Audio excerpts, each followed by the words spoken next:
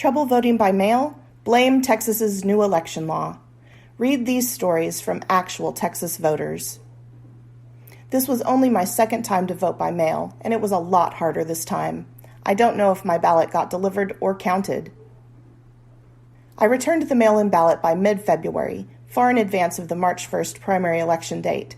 Imagine my surprise when 2 days after Election Day, a ballot rejection letter arrived. Like an idiot, or perhaps more like an average voter, I had incorrectly entered ID information on the inside flap of the carrier envelope. I didn't get notice that it was approved until after I voted. Therefore, I had to work with the judge to cancel the mail-in ballot request before I could vote in person. Registered to vote since 1977, voting by mail for 4 years as I am 71. Took 4 weeks and 2 applications, plus a phone call to the wonderful registrar to fill out the last one. The last day of early voting, no mail-in ballot, so I went in person to vote. My ballot showed up in the evening mail. We signed up several years ago.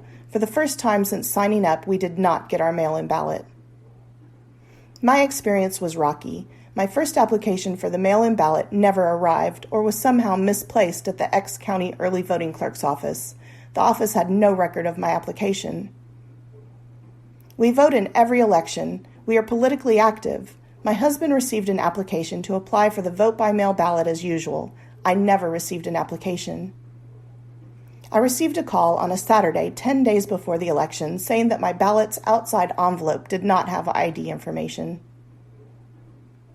As a resident of X, an independent living and healthcare community, I offered my assistance to numerous fellow residents.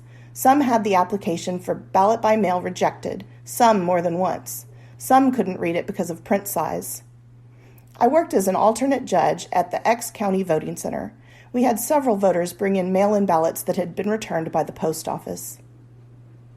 I sent in my application for ballot by mail in mid-January. I never received the mail-in ballot. I called X County Elections Department 1 week before March 1st. The staffer said that I would receive my ballot that day or the next day. It never came. The application is too long. The print is too small for seniors to read. The language is misleading, erroneous relative to required and optional information, leading voters to have their applications rejected. For example, instructing voters to fill in one of the numbers, leading to rejection of the application because of voters filling in the wrong number. My mom is 81. She had been requesting mail ballots during COVID, but decided not to in this primary due to Senate Bill 1. She switched to voting early in person. I didn't get a notice that application for a ballot by mail, was approved until after I voted. Therefore, I had to work with the judge to cancel the mail-in ballot request before I could vote in person.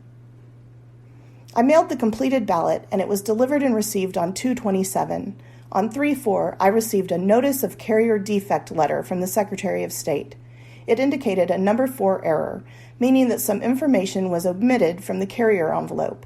When I repeatedly attempted to correct the error online, following the convoluted instructions in the very poorly constructed letter, I continually received a "no voter could be found for the details entered" message. I feel it's always critical to participate in an election. I went in person this time because there had been so many issues with mail-in ballots, and I wanted to see the new voting machines and how they worked. I have voted by mail in the past, and it worked perfectly. Not this year.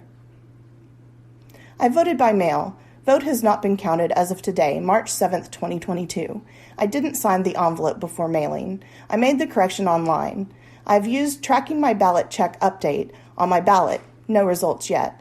I've called 5 times to the election department. No results. My vote remains uncounted. The last-minute ask for my email address, phone number, Social Security 4 digits, and driver's license on that secret line underneath the envelope flap was really upsetting. I tried to fix it myself online, but was not able to, so I called X County. A woman there walked me through the process. There are 2 numbers on the driver's license, and I had entered the wrong one. I hand-carried my mail-in ballot to the X County courthouse during early voting, and they would not accept it. I hadn't used the same ID as when I registered, evidently. I corrected over the phone, but then received a ballot to correct what I had already corrected. Trying to verify that the corrected ballot had been received proved impossible. When I voted in the March primary, I entered a number from my driver's license, which I assumed was correct, but I got an email saying that my ballot was rejected. That was quite upsetting. I learned that mailing 3 days before a deadline from city to same city addresses was not adequate for the local post office. I was told that I could request my husband's mail-in ballot, which is not true. I was frustrated that the lookup of the progress of the acceptance of my ballot had changed, and my information seemed to confuse the new system, and it was very difficult to find out if my ballots had been received and accepted. The fact the ID information was way at the top and very small was probably why I missed that needed information. I find it difficult to believe I'd be the only person to overlook that area. I was never able to track our ballots because the website kept shutting down. After being denied twice, I got my ballot and mailed it back. My county shows it was received 3 times on 2 dates, but the Secretary of State doesn't show me as registered. I called the county board to see if my ballot was counted, but haven't heard back. Definitely harder to comprehend than in the past. Don't remember having to add ID number or Social Security number. Much difficulty for elderly voters. Even though I qualified for a ballot by mail, I chose not to deal with the hassle. Didn't feel like going to the polls, but did. On the ID question, you could list either your driver's license or the last 4 digits of your Social Security number. I thought it was an either-or question, so I put down the last 4 digits. It was not indicated that whichever number you put down had to be the same one you used in your initial Texas voter registration. In my case, that would have been over 30 years ago, and I certainly didn't remember. I listed the last 4 digits of my Social Security number. For more information or to submit your story, visit the League of Women Voters of Texas at lwvtexas.org.